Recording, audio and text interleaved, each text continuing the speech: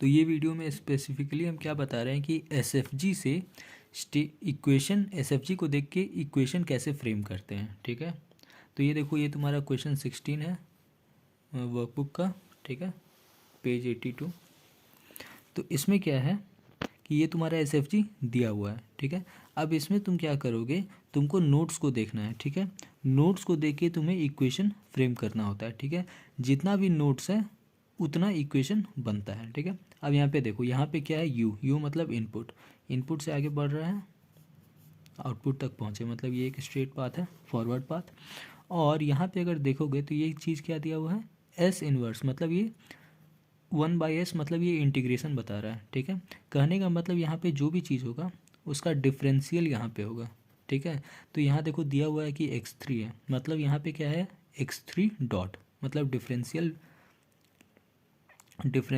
x3 यहाँ पे है। ठीक है, उसी तरह से यहाँ पे x2 है और ये s इन्वर्स है। इसका मतलब क्या हुआ कि यहाँ पे इस नोड पे जो भी चीज़ होगा उसका डिफरेंशियल यहाँ पे होगा, समझे ना, मतलब उस चीज़ का डिफरेंशिएशन यहाँ पे होगा। ठीक है, तो कहने का मतलब यहाँ पे x3 डॉट आ गया, यहाँ पे क्या आ जाएगा, x2 डॉट, यहाँ पे क्या आएगा, इसका x1 डॉट। ठीक है, समझ गए, मतलब सीन कुछ ऐसा बनेगा, ये x3 dot is equal to, sorry x3 जो कि इसका वैल्यू है is equal to x2 dot, का कि x2 डॉट भी यहीं पे आ रहा है, और x2 is equal to x1 dot. ये तुम्हारे एक सिंपल सा इक्वेशन बन गया। अब आते हैं और सब वैल्यूज़ के बारे में। ठीक है, अब इसका इक्वेशन फ्रेम करते हैं। ठीक है, तो देखो पहला नोड आ गया इनपुट। अब इनपुट में तो कोई इंटरकनेक्शन है नहीं। ठीक है, तो इसका इक्वेशन क्या ही बने, इसका इक्वेशन कुछ नहीं बनेगा। इस नोड पे आ जाओ, देखो हमारा स्टेट वेरिएबल मैट्रिक्स जो होता है उसमें इस साइड क्या होता है, x1 डॉट, मतलब डिफरेंशियल एलिमेंट होता है। तो हमें डिफरेंशियल का इक्वेशन बनाने में फोकस करना है। ठीक है, ऐसा इक्वेशन बनाएंगे कि जिसमें सारा डिफरेंशियल आ जाए, मतलब तीन ही डिफरेंशियल है, तीनों आ जाए। ठीक है, तो ये देखो, ये जो तो है नोड, इस नोड पे देखो यहाँ से 1 आ रहा है, इसका मतलब u इंटू 1। ठीक है, तो x3 डॉट में प्लस u आ गया। अब देखो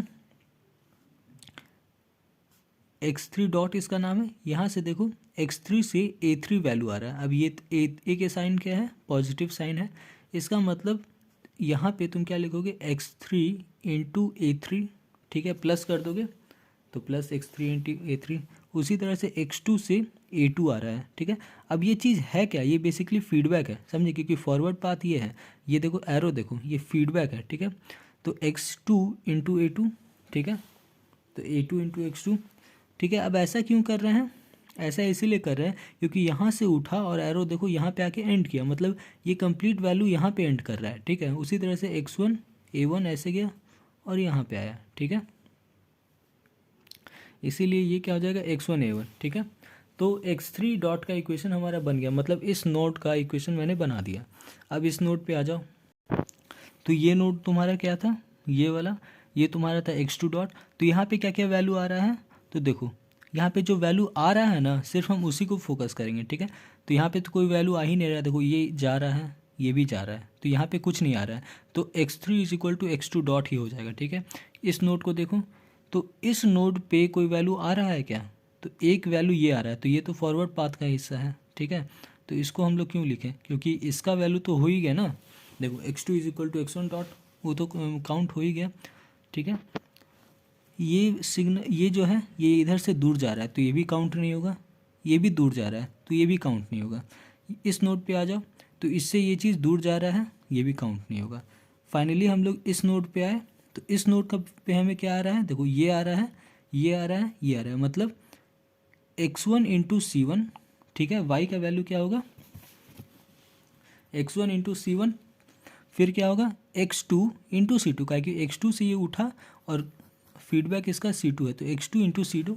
ठीक है, और ये x3 से उठा और C3, तो x3 इंटू C3। अब यहाँ पे ध्यान दो, हम इसका वैल्यू ले रहे हैं, यहाँ पे क्या है, x2 डॉट भी है, मतलब इसी नोड का वैल्यू x2 डॉट भी है, लेकिन हम लोग ये वैल्यू लिखे क्यों, क्योंकि ध्यान में ये रखना कि लेफ्ट साइड डिफरेंशियल होता है और y के जो इक्वेशन होता है ये आउटपुट में हम लोग को सिर्फ x1 x2 x3 का फॉर्म चाहिए, डिफरेंशियल हमें यहाँ पे नहीं चाहिए होता है। ठीक है, तो यहाँ पे हम state variable x1 x2 x3 लिखेंगे। ठीक है, तो हमें क्या सारा इक्वेशन मिल गया, मतलब सारा डिफरेंशियल इक्वेशन मिल गया।